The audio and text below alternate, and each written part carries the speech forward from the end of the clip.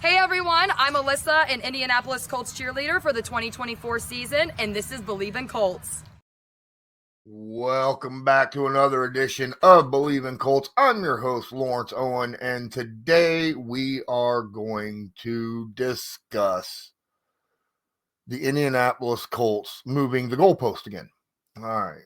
Yeah, you heard me. Moving the goalpost because, we all know that a lot of national media keeps moving that goalpost more and more and more. Well, let's find out when the Colts are actually a legit team. Oh, they beat Miami. Whoop-de-doo, they're not any good. And maybe if they beat Denver. Oh, they got lucky with Denver. See, they didn't beat the Rams. Yeah, okay. Did you watch that game? Yeah. Oh, the Raiders. Oh, no, they're not any good. The Chargers. The Chargers is the new goalpost. You smoke them. Oh, well, the Chargers were without a bunch of people. So, welcome to this week's goalpost as the Indianapolis Colts go to Pittsburgh. All right. And to be fair, this is the game I can legitimately see the Indianapolis Colts losing for multiple reasons. I'm not saying they're going to, okay? I'm just saying they have not fared well in the last 30 years going into Pittsburgh. I think they've got one win in the last 30 years against Pittsburgh, inside Pittsburgh. Now, they've beaten them at home, but in Pittsburgh, it's like one win, right, in the last 25, 30 years or something. So that's one thing. Now, this isn't the same Indianapolis Colts team that's played the Pittsburgh Steelers in that last period of time, and the Colts look like they're on an absolute mission. But this Pittsburgh team's not the same team either. Okay, legitimately, they have some guys over there that we have to be careful about, and really, their offense scares me a little. I've always been a big proponent of some of these. Look, Pittsburgh is not the same Pittsburgh as it was last year. All right. They got Aaron Rodgers over there who's rejuvenated his career right now because this guy's got a 104 passer rating as of right now. Okay. He's actually playing pretty darn good football. Now, you could nitpick him a little bit. You can find out, some of the things that he's doing well, some of the things he's not doing well. Well, let me just tell you, he leads the NFL in touchdown percentages. For every pass that he throws, right, compared to touchdowns that he gets. So basically, he gets 7.7 touchdowns for every 100 passes, a 7.7 touchdown percentage.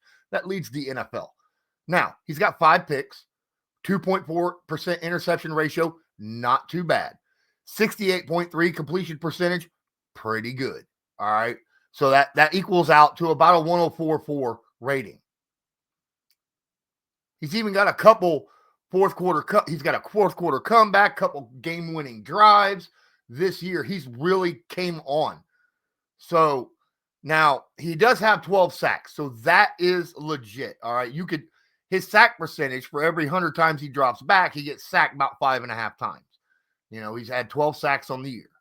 So you figure on an average team will get about 2 sacks a game on him.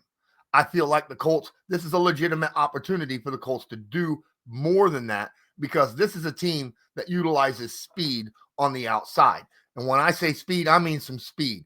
All right. Because Darnell Washington and DK Metcalf, yeah, they've got some real speed at tight end. Yes, they still have Pat Freiermuth, but they went and got Jonnu Smith, and it looks like they're utilizing him properly. And Jonnu is kind of a bigger, more athletic, like Freiermuth, where Freiermuth is more of a power guy, with sure hands. Jonnu is more of the guy after the catch type situation. So you got to be careful with that. And at running back, Jaylen Warren, Kenneth Gainwell, they're both averaging about 4.5 yards a carry. Now, obviously, Jaylen Warren is their main running back, especially with Gainwell already having 2 fumbles on the season. But is what it is. The offense is actually pretty darn good. And that's scary because on paper, the defense for the Pittsburgh Steelers should be better than freaking the Broncos. All right. We all know about Cam Hayward. We all know about TJ Watt. All right. Alex Highsmith is a solid, really good outside linebacker. Patrick Queen, very good linebacker. And then their secondary is stupid. Chuck Clark, Darius Slay, Thornhill, Joey Porter, Jalen Ramsey. They even got Jabril Peppers and Kyle Duggar as backups at the safety position, for my goodness sakes alive. Okay? This is a really stacked defense. The only thing is a lot of these guys are getting up there in age, and that could be why the production is not as high, right? Jalen's getting a little up there. Darius Slay's getting a little up there. Joey Porter's still young. Obviously, he's only been around a couple years, and last year was one of the best nickels or cornerbacks in the league. When your cornerback situation is so good that you put Jalen Ramsey at nickel, that's got to say something, okay? So the Colts are going to have to find a way to run the football. Absolutely going to have to find a way to run the football against this Steelers team. Now, because, legitimately, that we're going to move over to the Colts offense. Everyone knows Shane Steichen wants to pass first to set up the run. All right. He likes to pass 2-1, pass in the first half, and then 2-1 run over pass in the second half. Pass to score, run to win. That's what we know. You might want to make it a little bit more 50-50 against Steelers. Don't let them know that you're passing on every down. Okay? Just a suggestion. Because, look, these guys are, like I said, they're older, but they're not stupid. All right? It means they got experience. They got that veteran know-how, that veteran wisdom on how to play guys. Now, could they get beat on, certain, intangibles? Obviously, Jalen and Darius aren't going to out-sky and muscle somebody, right? So there is a good opportunity here for possibly a lot of Michael Pittman Jr. with the sure hands, get it up over the top. Obviously, Alec Pierce down the field. Possible situations there. I have this weird feeling that Joey Porter will probably be locked on Alec Pierce this game. Okay? I really do feel that way. Just because of the fact that Joey's younger, and right now I think he's faster than Slay or Ramsey. And they don't want Alec Pierce taking the top off their defense. There's no way. All right. But obviously, the Steelers are going to have to do something about the run defense. All right. That's where the big thing is going to have to happen. Because the Indianapolis Colts and Jonathan Taylor and that offensive line has just been absolutely demolishing people.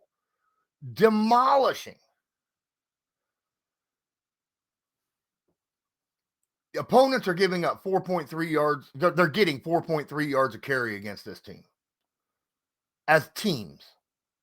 Jonathan Taylor is in a league of his own, should get way more than 5 yards a carry in that aspect, which means look for the Pittsburgh Steelers and Vrabel to maybe bring Clark downhill a little bit, right?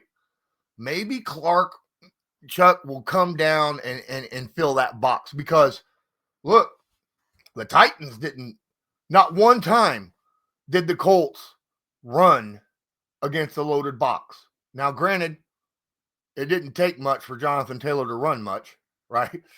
Every time they loaded the box, Daniel Jones was like, nah, I think we're going to pass this down. And then when they opened the box up, Jonathan Taylor right up the gut, right? And that's how you got to play against this team. But the problem is this is a well-coached team, and they could hide what they're doing. This is a team that on multiple occasions, you're going to see 8 guys on the line of scrimmage standing up. All right. You're not going to know who's coming and who's going to back off. So it's going to test our offensive line even more. This is a really good test for the Indianapolis Colts because this is not a pushover Pittsburgh Steelers team. All right. And they're not headed by, good Lord, some of the quarterbacks that they've had over the last, I don't know, 5-6 years. I mean, Mason Rudolph is still there. He's the backup to Aaron Rodgers. But he's not Aaron Rodgers.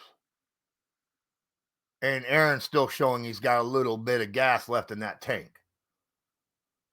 So we got to be really careful offensively and defensively. Defensively, we got to be able to get pressure on the quarterback. Aaron does not move like he used to, especially when he had that Achilles injury. Remember that? When he was with the Jets, he's not going to move as well. Plus, he's older. So we got to be able, our cornerbacks have to keep locked down the first couple seconds of every snap when it's a passing down and give our defensive lineman a chance. Because he's not Cam Ward, all right? He's not some of these quarterbacks that are just going to jump out the pocket and take off. He can try, but he's not going to move as quickly as he used to. And our defensive lineman can get to him, especially if we blitz. I don't know if I want to blitz a whole lot against Aaron Rodgers, though. That just don't sound like a good idea to me. My thought, obviously, I would send some blitzes. Probably about what he's averaging right now, about 23% of the time. Somewhere between 20-25% of the time, you send a blitz. Send it on all downs, if you're going to – first and 10, I don't care. Send one. Just catch him off guard, right? But if you're going to send something like that, obviously you're going to want to send it towards their strong side. That way, in case they're trying to run the football, there's not a big old hole there from the blitzer taking off, and the running back just can gallop for 10 yards for a free first down, right? So I want to see another thing I want to see a lot of is do what you can, not Aaron Rodgers, the offensive line in itself. Do to them what they like doing to other people. Put 8 guys on the line of scrimmage. Put 7, 8 guys on that line of scrimmage. All right. Whether you're blitzing or not, confuse the line. That way they don't know who's coming. They have to go, okay, I'm going to take care of him.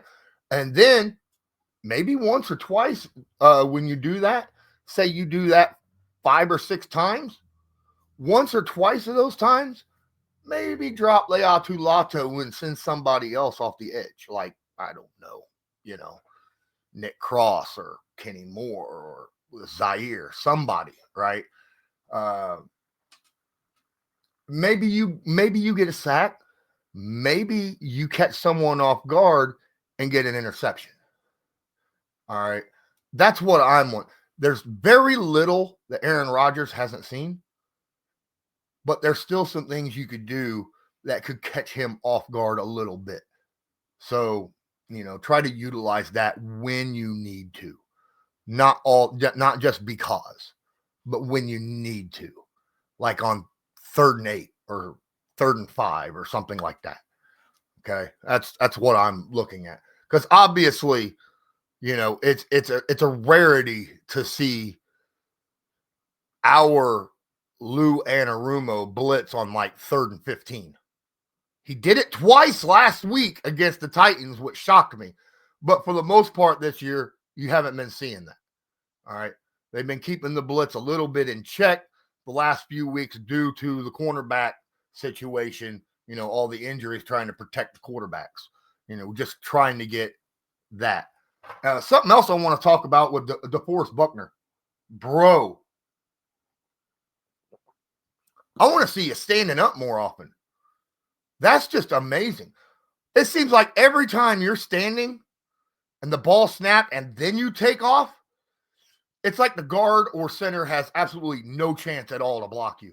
You are able to swim through that offensive line, no problem, get immediate, instantaneous pressure on the quarterback.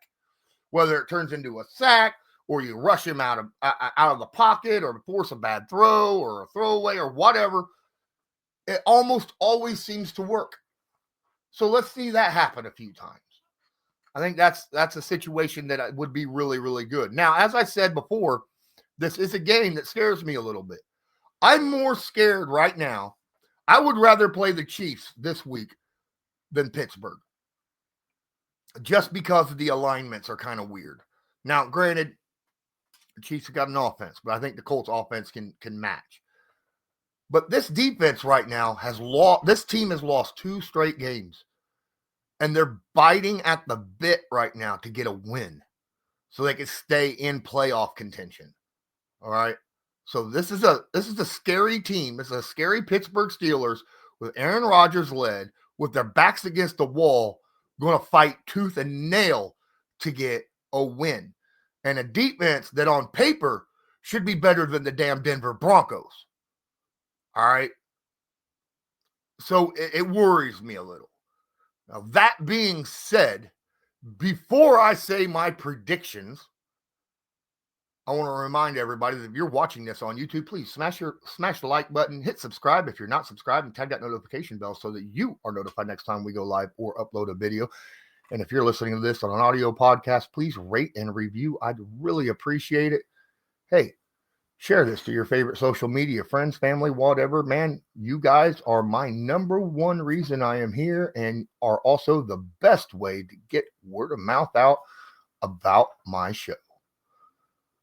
Now, the prediction. The way I see this, I think this is going to be a little bit closer game than what we've seen in the last few weeks. All right. I think this is going to be more of like an Arizona type game. I do feel like Indy probably pulls this out near the end. This is not a game where I don't see this as a game where the starters get pulled, when the fourth quarter starts, like we've seen 3 times this year already. This is a game where I feel like we could see a game-winning drive, right? Whoever has the ball last wins this game. Aaron Rodgers has shown he can do it. Daniel Jones has shown that he could do it this year as well. So I feel like